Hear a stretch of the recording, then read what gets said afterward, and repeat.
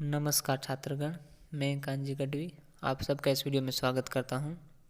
दोस्तों, आज इस वीडियो में हम TYBA सेमेस्टर 5 के प्रयोजनमूलक हिंदी के तीसरे यूनिट की टिप्पणी प्रारूपण का उत्तर देखेंगे। तीसरे यूनिट में आपकी सभी टिप्पणियां हैं और आज हम इस वीडियो में प्रारूपण के बारे में पढ़ेंगे। प्रारूपण लेखन के लिए हिंदी में प्रारंभ में आलेख तैयार करना, प्रारूपण अथवा प्रारूप लेखन, मसौदा आदि शब्दों का प्रयोग हुआ। यानी कि प्रारूपण के लिए हिंदी में पहले आलेख तैयार करना, प्रारूपण अथवा प्रारूप लेखन, मसौदा जैसे शब्दों का प्रयोग हुआ था। कालांतर में ड्राफ्टिंग के लिए प्रारूप लेखन या प्रारूपण अधिक प्रचलित हुआ। यानी कि समय के साथ साथ ड्राफ्टिंग के लिए प्रारूप लेखन या प्रारूपण ही अधिक प्रचलित हुआ। प्रारूप लेखन का अर्थ है पत्र का कच्चा रूप तैयार करना। यानी कि पत्र का कच्चा रूप तैयार करने को प्रारूप कहते हैं अथवा ड्राफ्ट कहते हैं। पत्र का मसौदा तैयार करना प्रारूपण लेखन की एक प्रक्रिया है, मार्ग है, जिसके द्वारा किसी पत्र के कच्चे रूप को अंतिम अनुमोदन प्राप्त होता है। अर्थात प्रारूपण एक ऐसी लेखन प्रक्रिया या मार्ग है जिसके द्वारा किसी पत्र के कच्चे रूप को अंतिम मंजूरी प्राप्त होती है, यानी अनुमोदन यानी कि अंतिम मंजूरी प्राप्त होती है। प्रारूपण को हम अंग्रेजी के ड्राफ्ट शब्द का भी पर्यायवाची कह सकते हैं। यानी कि ड्राफ्ट का भी अर्थ होता है कि कच्चा रूप तैयार करना। कोई भी पत्र हो या कोई भी मामला हो, उसका पहले संरक्षण करके फिर उसका कच्चा रूप तैयार करना है। अतः प्रारूपण को भी ड्राफ्ट का ही एक पर्यायवाची शब्द कह सकते हैं, क्योंकि प्रारूपण का भी अर्थ होता है पत्र का कच्चा रूप तैयार करना। अब हम प्रारूपण की परिभाषा देखते हैं।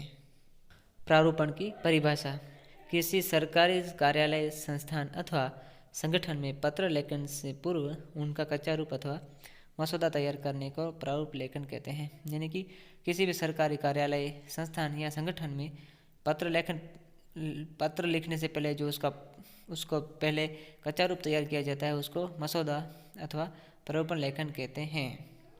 कुछ लोगों ने प्रारूपण लेखन की परिभाषा निम्नलिखित रूप में की है। यानी कि कुछ लोगों ने प्रारूपण की परिभाषा कुछ इस प्रकार दी है: सभी प्रकार के सरकारी अथवा अर्ध सरकारी, स्वायत्त शासित निकायों एवं व्यवसायों, संगठनों के कार्यालयों की ओर से किए जाने वाले पत्र व्यवहार की परिधि में शामिल पत्रों के नियमानुसार विधिवत प्रारंभिक रूपरेखा बनाने को प्रारूपण अथवा प्रारूप लेखन कहते हैं।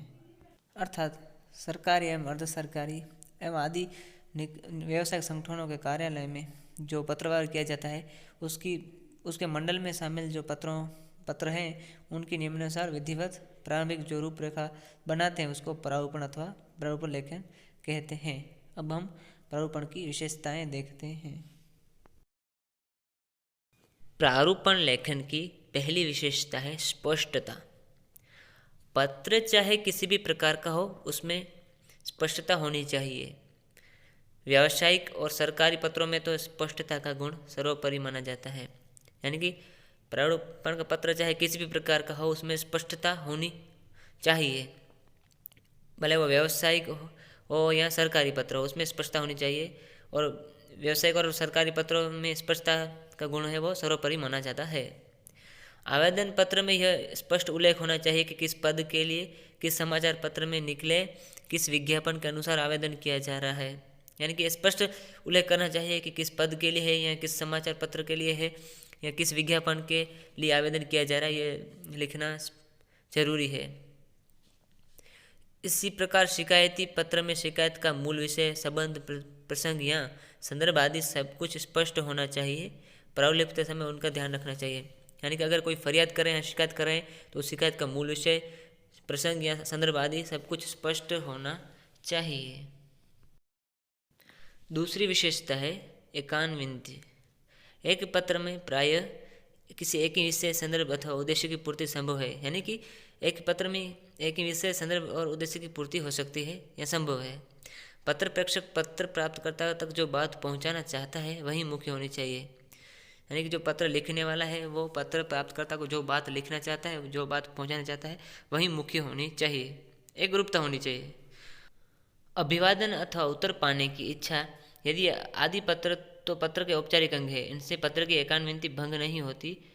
किंतु यदि किसी पत्र में व्यावसायिक पूछताछ की जा रही है और वर्णन राजनीतिक गतिविधियों का होने लगे तब एकान विधि भंग होगी। यानी कि अभिवादन उत्तर पाने की इच्छा, ये सब तो पत्र के औपचारिक अंग हैं, इनसे पत्र की एकान विधि कभी भंग नहीं होती।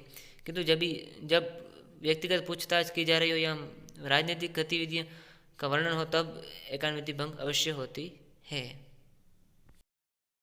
तीसरी विशेषता है यथार्थता। इस गुण का संबंध सरकारी पत्रों से है। उनमें तथ्य प्रस्तुति परम आवश्यक है, यानी कि तथ्यों की प्रस्तुति अति आवश्यक है। इन पत्रों में संबंध विषय के सभी पक्षों अथवा तथ्यों की जानकारी न रहने पर अनावश्यक विलंब हो जाता है, बनता हुआ सौदा बिगड़ सकता है। यानी कि अगर संबंधित विषय में सभी पक्षों तथा तथ्यों की जानकारी नहीं होगी तो अनावश्यक विलंब होगा, यानी कि देर हो जाएगी, और जो बनता हुआ सौदा है वो भी बिगड़ जाएगा, यानी कि यहाँ पर मामला बिगड़ जाएगा। सरकारी पत्रों में यथार्थता से तनिक भी शिथिलता एक प्रकार से अपराध मानी जाती है, यानी किसी प्रकार ढिलाई नहीं होनी चाहिए।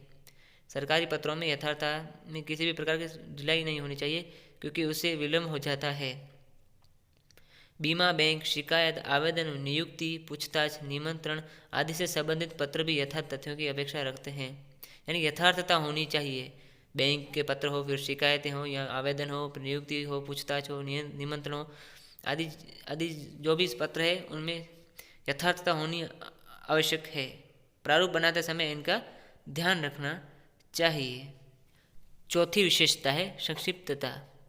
बहुत लंबे पत्रों को पढ़ने का समय और धैर्य आज किसी के पास नहीं है, यानी कि आज के बदलते युग में सभी के पास समय का अभाव है, इसलिए बहुत लंबे पत्रों को पढ़ने से समय व्यर्थ होगा।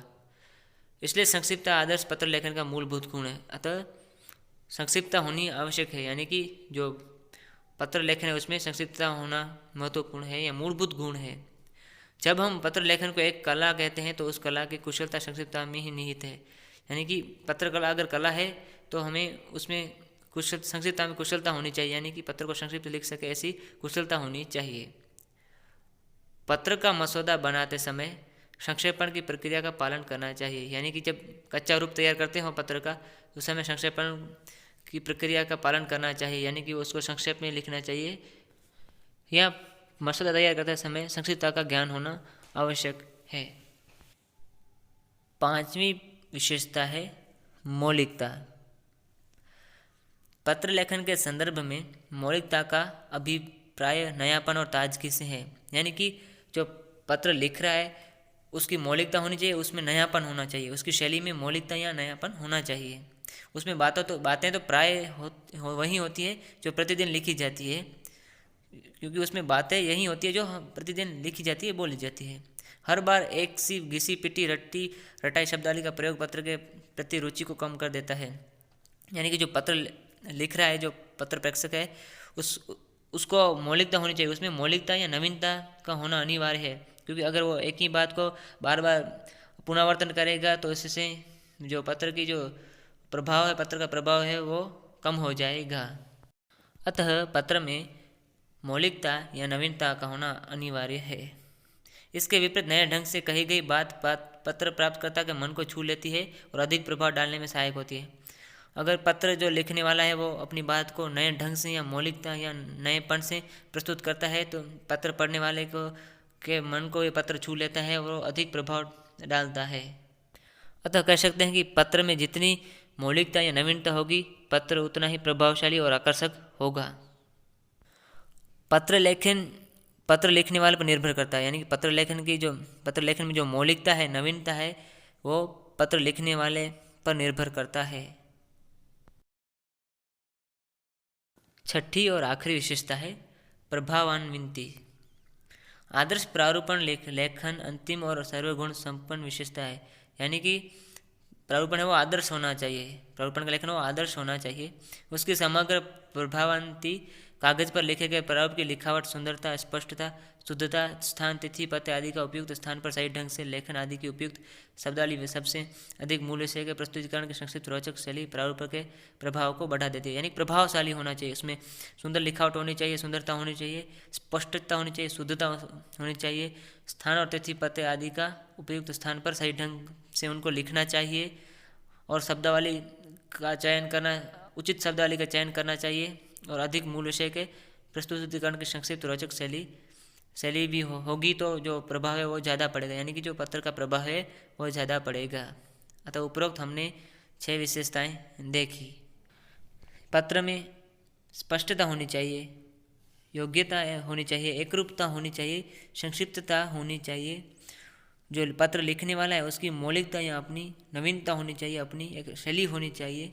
और जो प्रारूपण है वो प्रारूपण लेखन है वो आदर्श होना चाहिए, उसमें सुंदर लिखावट होनी चाहिए, स्पष्टता, शुद्धता और स्थान, तिथि आदि का जो उपयुक्त स्थान पर सही ढंग से लिखना चाहिए। और उपयुक्त शब्दावली सबसे अधिक मूल विषय के प्रस्तुतिकरण को संक्षिप्त रोचक शैली में लिखा जाता है तो प्रभाव ज़्यादा पड़ता है। स्पष्टतः यह कह सकते हैं कि सरकारी पत्राचार में जब किसी मामले में टिप्पणी के माध्यम से विचार कर कोई निर्णय ले लिया जाता है और उस निर्णय से संबद्ध व्यक्ति या संस्था को उसकी सूचना देनी होती है तो उस पत्र का एक अच्छा प्रारूप अनुमोदन के लिए अधिकारी के समक्ष प्रस्तुत किया जाता है। यदि अधिकारी कोई संशोधन सुझाता है तो उसमें संशोधन भी कर लिया जाता है। अंत में अधिकारी द्वारा अनुमोदित मसौदे की स्वच्छटंकित प्रति अधिकारी के हस्ताक्षर कराकर संबंधित संस्था या कार्यालय या व्यक्ति को भिजवा दी जाती है। प्रारूप की प्रक्रिया सदैव विषय और पत्राचार के रूप पर निर्भर करती है। पत्राचार के प्रकार का निश्चय हो जाने पर उसके अनुसार ढांचा बनाया जाता है। उदाहरण के लिए परिपत्र का प्रारूप अलग ढंग का होता है और प्रेस विज्ञप्ति का अलग ढंग का। इसके बाद विषय को पूर्ण तरह समझकर ज्ञात सूचनाओं का संग्रहण किया जाता है, फिर उन्हें क्रमबद्ध करके मसौदे के प्रारूप में समझते हैं। अतः मसौदा लिखने के लिए एक कुशल एवं प्रशिक्षित अधिकारी की आवश्यकता होती है। यहाँ पर हमारा यह प्रश्न समाप्त होता है। मुझे आशा है कि आपको यह वीडियो अच्छा लगा होगा। धन्यवाद।